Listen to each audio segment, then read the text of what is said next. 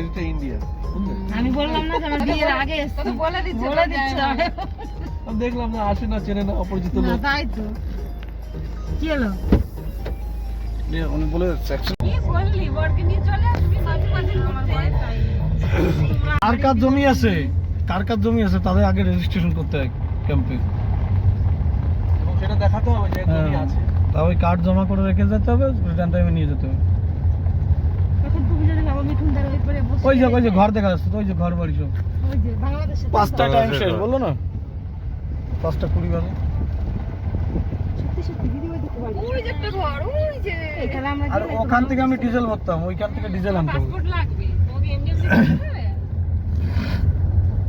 এই যে বাংলাদেশের এই জায়গাটার নাম কি? এই যে ওই পিছে ধলা, আর এই জায়গা কি জানো, বলা নাম ধলা, ওই পিছন নাম ধলা।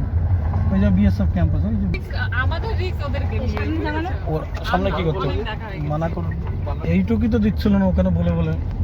সামনে ওইটা কি? ওইটা বেরামচন্দ্রপুর আর ক্যাম্প কই? ক্যাম্পের উপর দিয়ে যাচ্ছে। তাহলে পিকু কি প্রত্যেকদিন এই দিক দিয়ে স্কুল যায়? না না, ওই আগ দিয়ে চলে বাক্সি।